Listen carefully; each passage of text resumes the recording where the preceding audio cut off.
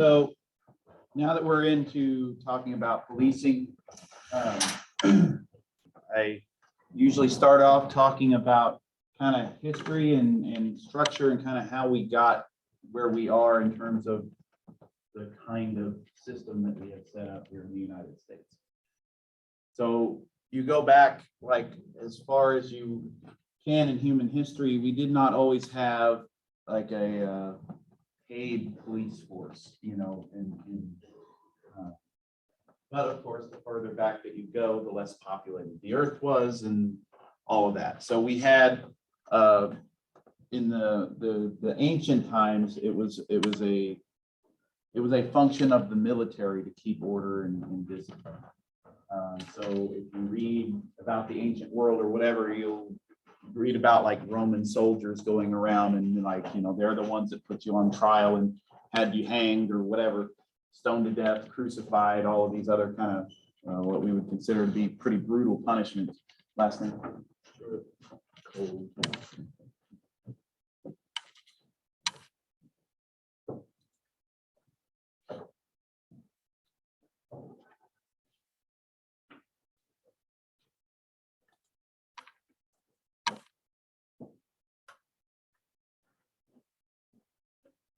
What was your last name? Truitt and who? Oh, Cole. Okay. Oh, I didn't see it. Yeah.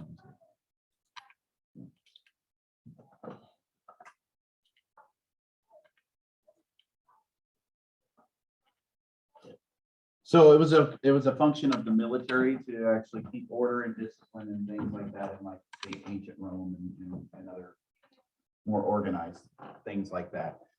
And then for a long time it was kind of more like a volunteer thing.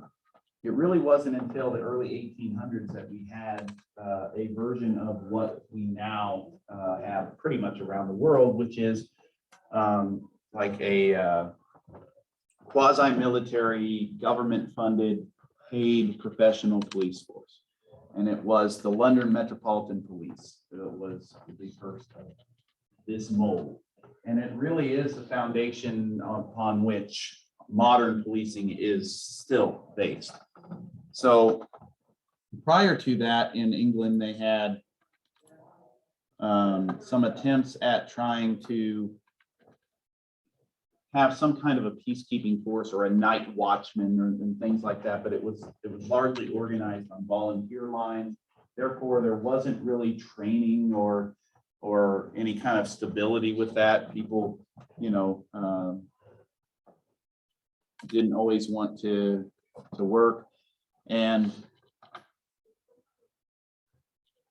in the late 1700s, there was a young man named Henry Fielding, and he kind of took this volunteer kind of group around in the London area of Bow Street, and he organized them and trained them, and they were much more effective. They actually took down an organized criminal organization in the town, and it got some notoriety, and that was kind of the inspiration on which they established the London Metropolitan Police.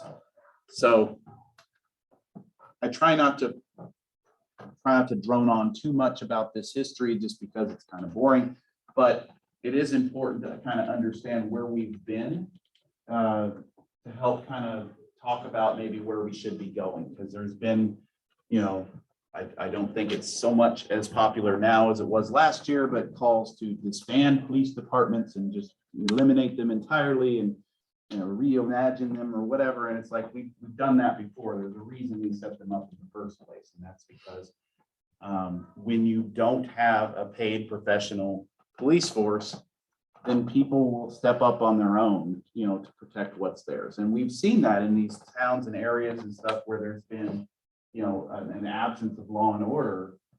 People that have stepped up to try to, you know, protect businesses and protect their property or stand up for themselves, you know, going, you know, being armed and things like that out on the streets.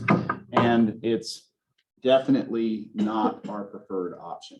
We also saw it in the Wild West before we actually had any kind of organization of government really funded policing in those areas. It was vigilantes and things like that that kept the peace, and it didn't always result in justice, right? You know, because it wasn't as organized, people weren't as well trained. So therefore, turn this on. The London Metropolitan Police was founded in 1829.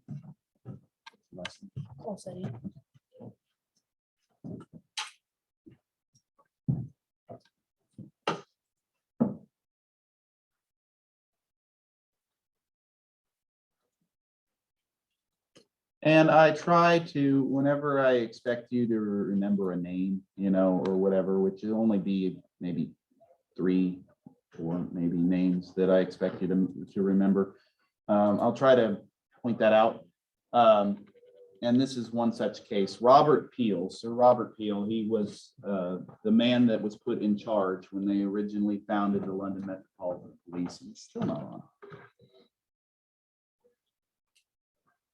He later went on to become Prime Minister of England. He was a very influential man, and he organized this police force, and it was the first of its kind. And so, you know, it was kind of a trailblazer and a pioneer. And so what they wanted to do, you know, was to establish a civilian type of a police force and not like a overtly militaristic one. And the reason why is because they didn't want it to seem like an occupying force or a conquest or, you know, that kind of a thing. It was supposed to be about peacekeeping primarily, which is a large part of what law enforcement officers do to this day, right? We don't always, you know, have bad guys to arrest. We don't always have laws to enforce. Sometimes we're just there because the situation is kind of volatile, and we need to try to keep the peace, keep it from getting from escalating to violence. You know, there's a, you know, we kind of tend to call this civil society, right? It's the balance between, you know, people just getting along and, you know, voluntarily going about their business, and the need to have some intervention from time to time to keep that happening. And so understand that, you know, in the early 1800s, we're talking about horse and buggy days. We're talking about most people were on foot, including cops. And we had, you know, we were primarily also talking about major metropolitan areas were the only ones that really had policing at that time, or needed policing at the time anyway. And so this was in London, which of course has always been a densely populated area in England. It's the capital and all of that. And he established some principles that we still actually refer to and respect, you know, to this day. We want law enforcement officers, their job, right, is to be available, essentially. And at the time, especially, you know, that meant that they needed to actually be accessible, right? You know, because this was before a time when you could just pick up the phone and call 911 and a cop would come to your location, right? Oftentimes when people needed a policeman in those days, they had to go run out and find one, you know? And so in order to facilitate that, Mr. Peel suggested that directed that his officers be out and actually have a foot patrol, a beat, you know, that they would walk around and be accessible so that people could actually approach them, and that they could potentially interrupt crimes in progress, right? So a modern police officer doesn't do foot patrols usually unless he's in an urban, densely populated area, or there's some kind of an event, you know. So like, you know, when I was in law enforcement and we worked like the fair, we would be out walking around. You know, if you go to like a concert or a venue, you might see cops on foot walking around, or a downtown area where there's a lot of people, you know, like the Kansas City Power and Light District or whatever, they've got cops on foot patrol there. But primarily we drive around now, right? And people access us, have accessibility with us by calling, the dispatch center, and then the dispatch center sends us where we need to go. The other way, and I have been flagged down before in the car, you can do that. That's an option too. But back then it was really about going out and finding the cop or yelling, loud enough that you'd attract enough attention that hopefully there was a cop nearby that would come. But the point of the matter is this idea of preventative patrol, that when you didn't otherwise have other things to do, you shouldn't just be sitting on your arse, in a station. You should be out there doing things. Or walking around looking, for things. And also that would also accomplish what we call omnipresence, which is where nobody knows necessarily where you're going to be at any given moment in time. And so therefore it creates this anxiety potentially within somebody that's contemplating doing something bad, that they could get interrupted by a cop doing that. And it does happen. We do sometimes interrupt crimes in progress. It's not as frequent as what you might think, but it has happened. It does happen sometimes. Mostly what we observe when we're out walking or driving around is driving violations, but still, sometimes that leads to other things. So he adopted what they call a paramilitary style of organization because he wanted that strict discipline that's associated with military, right? Where you've got a chain of command, which means that you've got an organizational structure where I, as an officer, I work for a sergeant. That sergeant is my boss. If a sergeant tells me to go over here and stand in the corner, I go over there and I stand in the corner, right? And I don't question it, and I don't, get to do my own thing or argue or bicker with him or anything else. What he says goes, unless he tells me to do something totally unethical. If he says kill that man, I'll probably say no, but as long as it's a lawful order, we will do that. And then they also adopted a similar type of uniform, as what the military wore in the day, which is generally, in modern terms, we call it a Class A uniform, which is like a button-down collared shirt, with like our name tag on it and a badge, and sometimes some sewn on patches and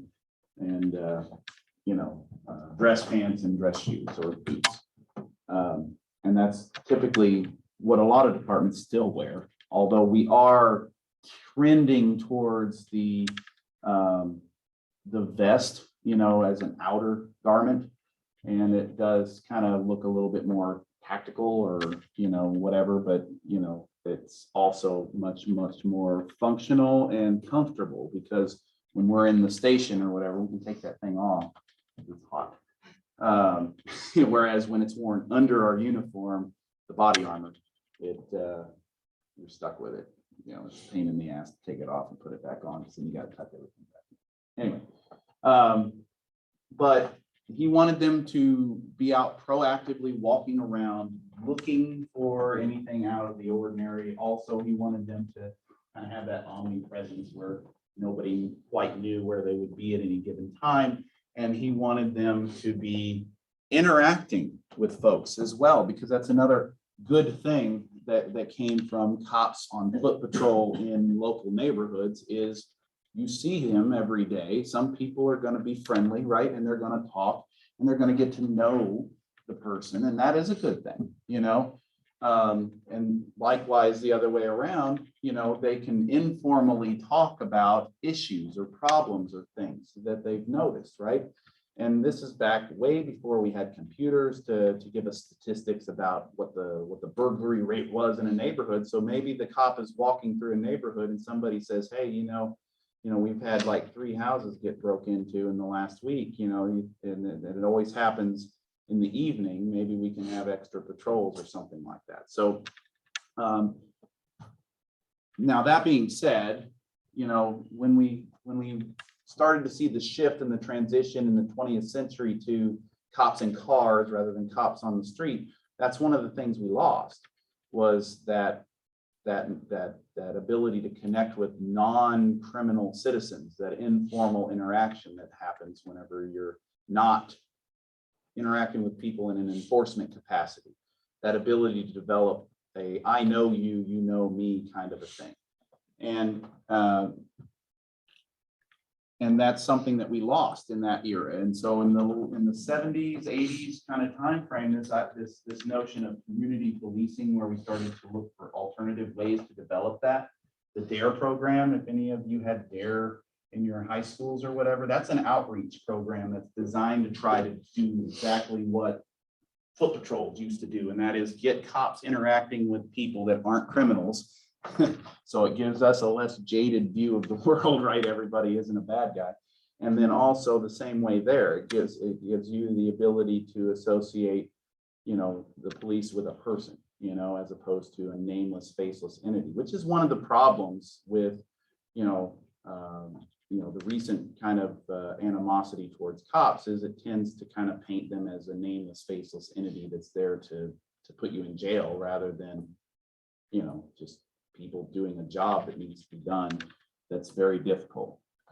And so that's what he wanted to achieve, was that kind of informal relationship there. And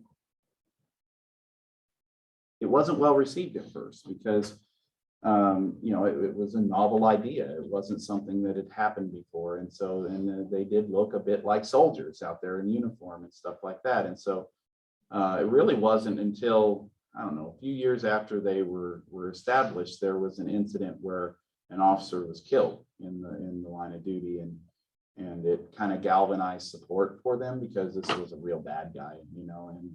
And anyway, so they did start to accept them. And of course, this was before, I mean, at the time when all this was going down, we had only recently won our independence from England. And so we did borrow a whole lot of ideas from them. And one of the things that we took with us too, or, you know, once it became, you know, successful, was that we kind of adopted a similar thing, you know, in American cities, you know. And again, at the time, it was really only the populated areas that really needed this, because for the most part in the rural areas, people got along. And there were elected sheriffs, which is, you know, just single individuals that were elected to kind of keep the peace in the more rural areas. And it was easier to do that there because there weren't as many people making trouble. But as you get more densely populated, of course, it becomes a job for a group of people. And also understand that early in this, we really only had cops like at night. We didn't really have them 24/7, 365. It was really, we were concerned with mostly about, you know, burglaries and thefts and things like that that could occur while people are sleeping, under cover of darkness.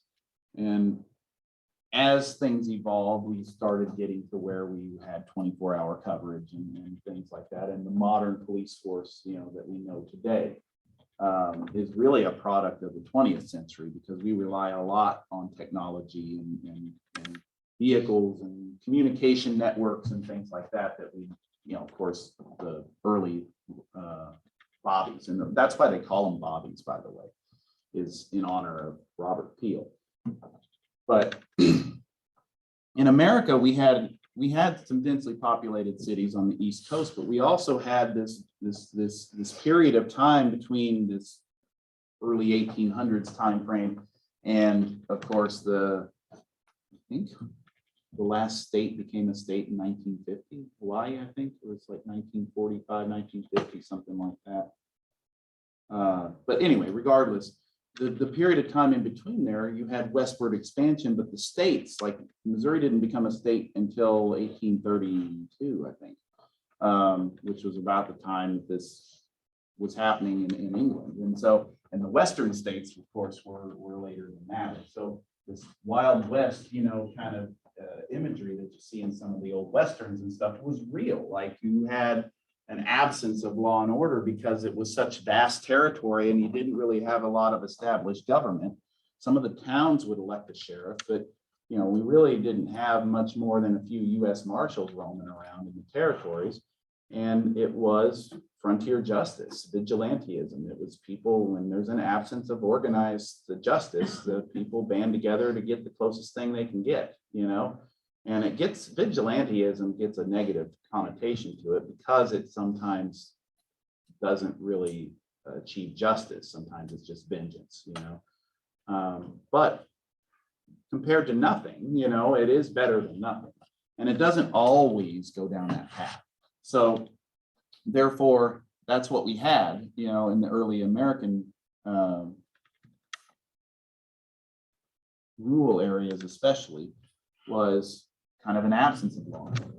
As we progressed into the 20th century and we became more organized, and more cities, towns, counties, and stuff established actual professional police forces, it did come with it, the impact of technology. Police radios was one of the first things, and cars, and does anybody watch the show Doctor Who? You know what I'm talking about? No. So, well, it basically the thing in there is a police call box. That was one of the first things they did in England, was they installed these little telephones, these little telephone booths, where you could go and call for a cop. That was when telephones were in their earliest, kind of incarnations. There was no such thing as a cell phone or a portable phone or anything like that. People didn't even have them in their houses. It was, you go to this call box and you can call a cop. But anyway.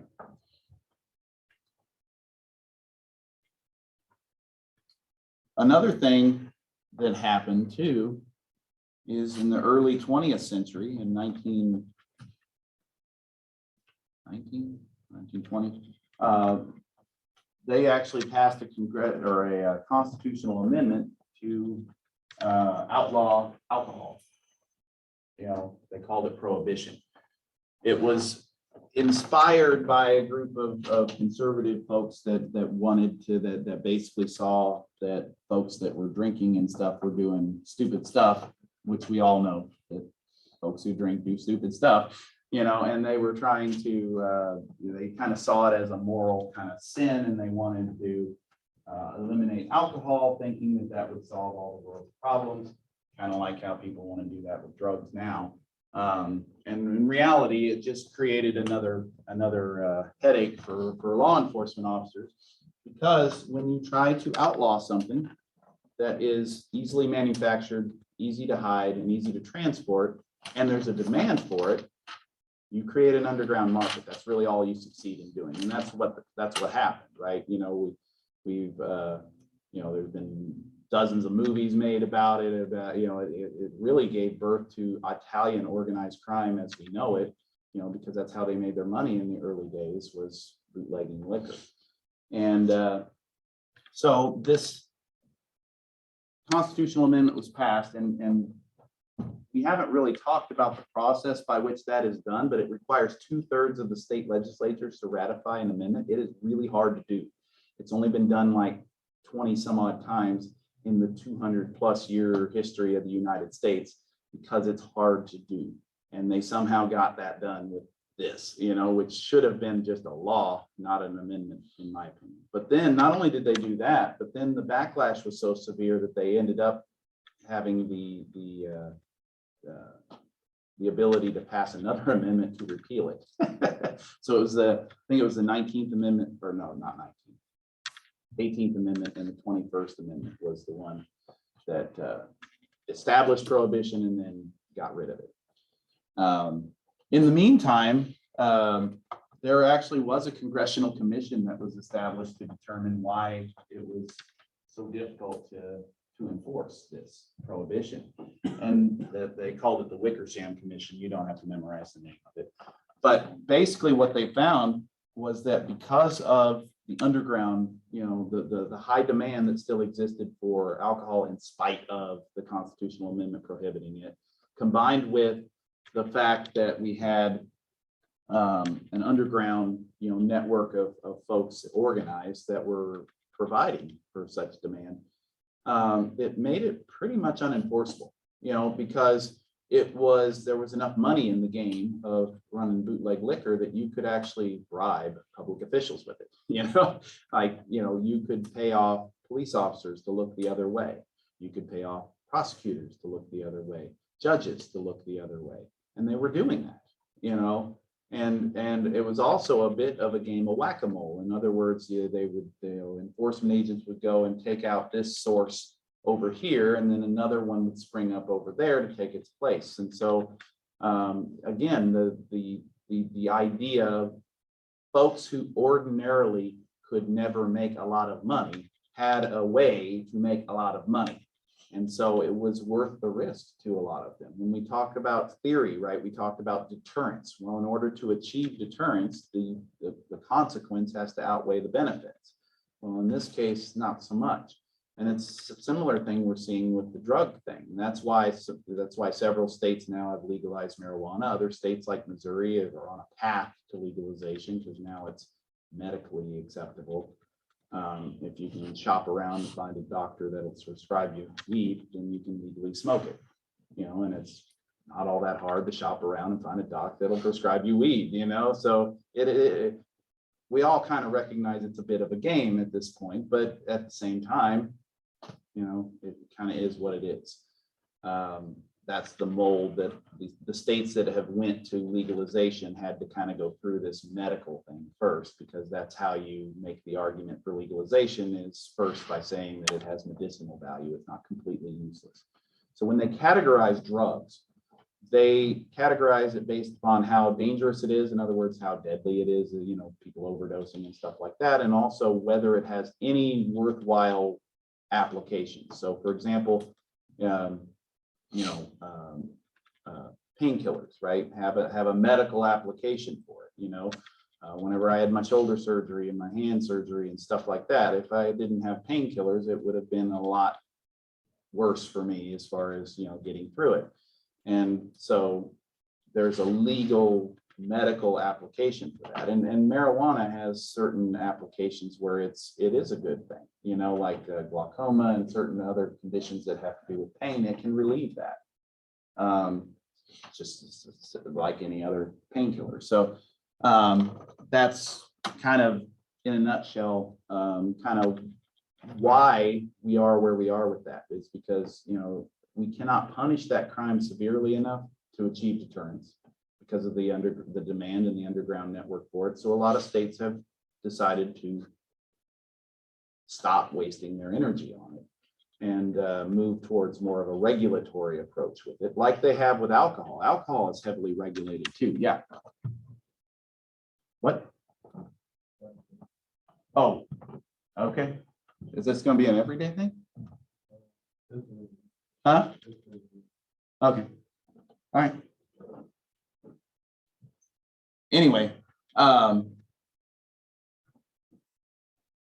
so prohibition got overturned. They passed another constitutional amendment that basically repealed the first one. So it went back to being an individual decision. Is it locked? I did not intentionally lock it. Yeah,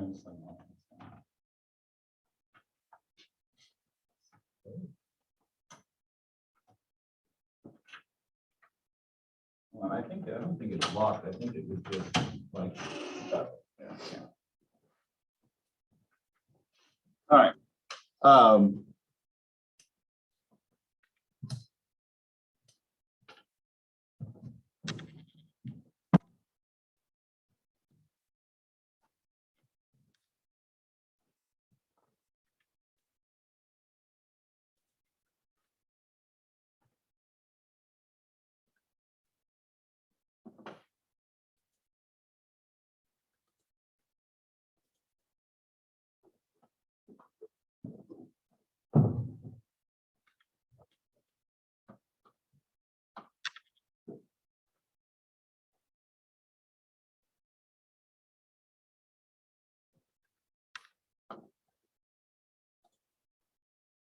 So I'm going to try to, like I said before, I'm going to try to incorporate some video watching into this now, especially because it's a good way of really showing you what I'm talking about whenever I say things like, you know, what level of suspicion do you have to do this or that or the other thing. It's easy for that to kind of, you know, your eyes to glaze over when because you don't have any necessarily practical experience to look back on and say, oh yeah, that's what you're talking about.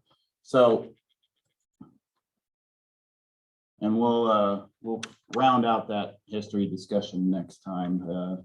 Here, I really like this video. It used to be on YouTube, and I had to end up making a recording of it because they took it down from YouTube. Not because of anything bad, but just because it's old.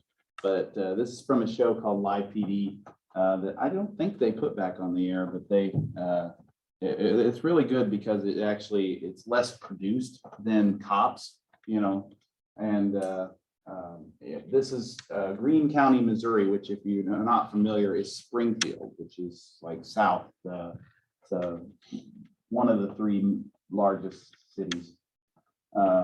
And the sheriff's office there stops his car, and this is about the most redneck Missouri thing I've ever seen in my life, because you can see it's like 4 or 5 different colors on this car. The original one, the primer, and the bare metal, and it's full of junk because he's like collecting metal to recycle or whatever.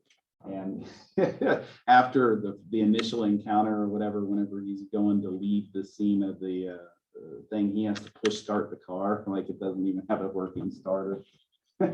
It's really funny. So he stops it for, wait for it, equipment violations. doesn't have a license plate on it, doesn't have a bumper, a bunch of other crap. And so we'll talk about this, and I'm going to pause it several times and ask some questions that are going to they're kind of geared to help us to kind of understand some of these principles that we've talked about, and maybe a few that we haven't yet.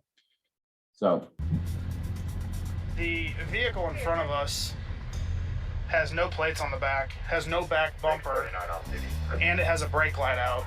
So we're going to stop and check out with them. So we're allowed to make a traffic stop on a vehicle, which is considered like a detention, not an arrest, if we observe any violation of any law, basically. So it usually is related to either the vehicle, which would be an equipment violation, or a license, like the license plate on the car is expired, or the license plate doesn't belong on the car, because sometimes you can tell that. Like Missouri has if you have a truck, the license plate starts with a number. If you have a car or an SUV, it starts with a letter. And so cops can easily tell, oh, that's a truck plate on a car. That's not the plate that belongs on the car, or they run it and it comes back on a Cadillac. This is a Chevy, that kind of stuff. So you can either have equipment violations that are associated with the car not being properly, like not having the bumper, not having, having windows tinted too dark, having, not having a license plate light, all this other kind of little piddly stuff. You can stop it because of a moving violation, like they run a stop sign, they're speeding, they're doing something, it's associated with their driving. Or you can stop them because you know or suspect that they're involved in some other crime. So there was just a bank robbery or whatever, and you see a car fleeing the scene of the bank robbery, you can stop the car even if they don't commit a traffic violation. It doesn't have to be a traffic violation is the point. Or you see somebody, you know them, you recognize them, and you know that they have a warrant. You can stop them in a vehicle. So he's stopping them based on equipment violations and the license, not having a license plate on the back, that's the license violation. There's 2 occupants in the car. Passenger gets out and takes off. Why did he do that? More than likely, yeah, he's either guilty of something or he has warrants. We don't know which. Should we chase him?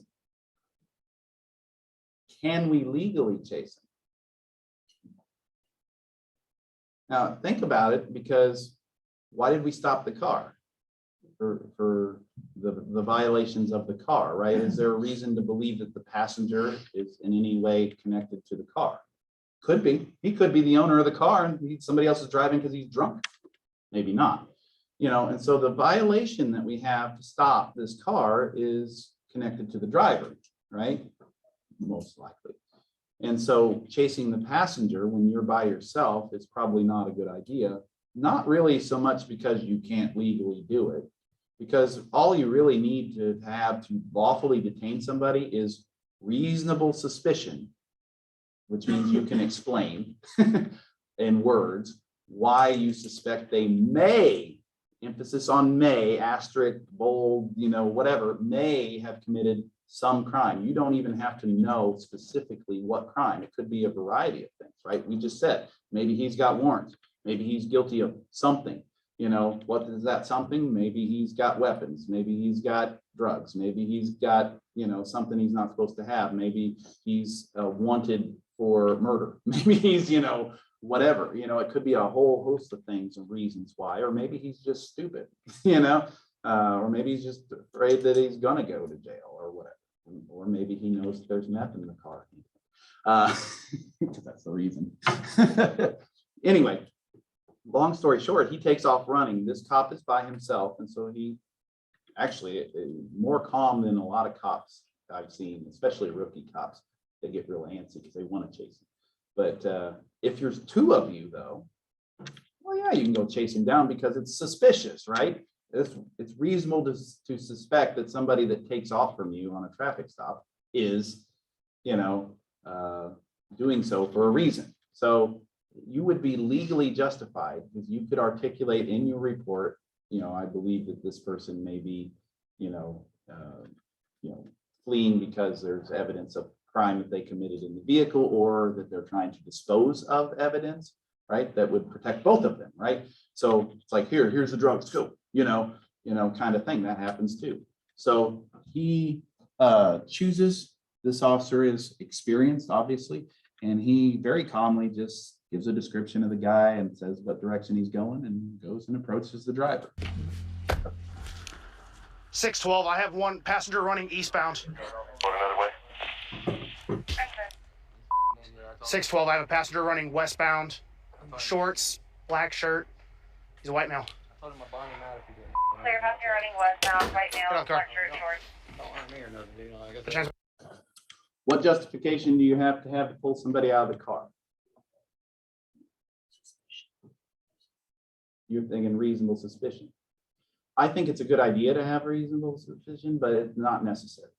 You can pull somebody out of the car for any reason that you want to. At least as it stands right now. Understand this stuff's always kind of a little bit in flux as far as, when I first became a cop, you could search a vehicle incident to arrest no matter what you arrested them for. So I arrest you for speeding. I can search your car and find the drugs. Nowadays, I can't. I have to have either probable cause or consent or something else. The only way that I can search your vehicle at all, incident to arrest, is if you're still in it when I get the cuffs on you, or while I'm fighting to get the cuffs on you, which last thing I'm concerned about there is searching the car.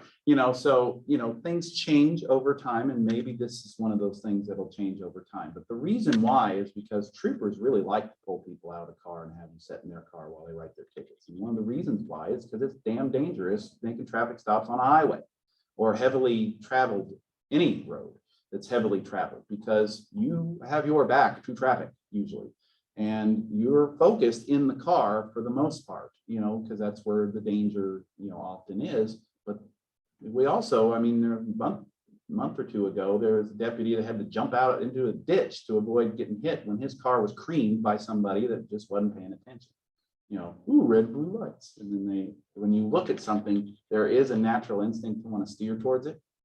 You have to kind of overcome that. So anyway, he can pull him out for any reason. But in this case, he's pulled him out and puts him in cuffs. Now, to put somebody in cuffs, you have to have either reasonable suspicion that they've committed a crime, they're under arrest. You can always handcuff anybody that's under arrest, no matter what they're under arrest for, no matter whether you think they're dangerous or not. But if they're only being detained, you can still put them in cuffs if they are a safety risk or a flight risk.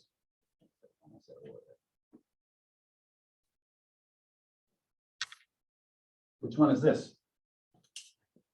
More than likely a flight risk, possibly a safety risk, because because the first person fled, it's reasonable to assume there may be evidence of a crime inside the car, and this person may want to get violent in order to stop you from arresting him. You know, just because he was smart enough not to flee doesn't mean that he's not stupid enough to assault you, you know. So he pulls him out, immediately puts him in cuffs because flight risk, possibly safety risk, with much better argument for flight risk. He didn't have a seatbelt, and driver saying he had warrants. Step right there, back by your back tire. Technically, there's no way he knew for sure the guy wasn't wearing a seatbelt, because you see all that crap piled up in the back of the car. He could not see the shoulder strap. Sometimes we play fast and loose with seatbelt laws because it's a $10 ticket. I'm clear. May have to temporarily log me in. I'm sorry, dude. All right, so he finds that. This guy says that it's not his. I'm sorry, I'm speeding this along because we're about. Because you're trying to hide him from me. He finds meth in the car. He confronts the guy about it. The guy says, "Oh, it's not mine." Who can we charge? We can definitely charge the driver, right? Because it's right there next to him. Could we charge the passenger? Technically, we have about the same amount of evidence for driver as passenger, right? So it's possible to get charges. When we're talking about probable cause, it's not talking about whether they're going to get convicted in court or not. We're talking about whether a reasonable person would say, yeah, it's probably his, right? And it's reasonable to say, yeah, it's probably the passenger's, because the passenger took off running out of the car and it's in plain sight right there. So he had to know it was there. And it's also reasonable to say the driver, you know, and there are some officers that'll always say, I'm just going to charge the driver. And then, you know, if he wants to turn and flip on the other guy, then they can bring the charges against the other guy later. And then there's places where, you know, officers will say, oh, I'm not chargeable because I can, you know. He decides to let this guy go and not actually arrest him, even though he has probable cause to arrest, because he wants to go find the other guy, because he really thinks that the other guy is probably the one that should be charged, because he fled and because, you know, he wants to know. So he lets this guy go. This is where the guy push starts his car. Okay. And takes off. I'll never see. I promise you on that. Okay. Okay. Okay. You. But I am not We take more than the him cuffs right off. now. So we're gonna go search the area and see if we can locate. And then the cop starts looking around, seeing if he can find the guy. This dude comes tearing around the corner like, hey, I found him. He's over here. You better get to him before I do, or I'm gonna kill you.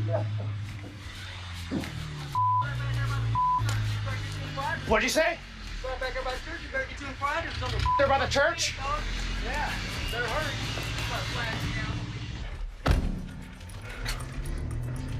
I'm 612. I'll have him Mount Vernon and Golden.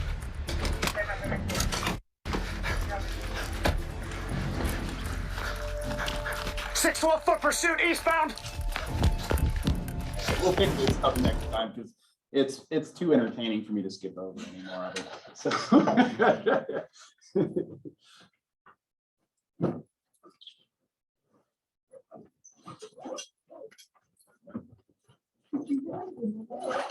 About your debate thing? Yeah. Yes, I don't think I responded to it. We were talking back, so it was like, I didn't know we'd be missing Monday, so I drew it was crap. Yeah, it's all right.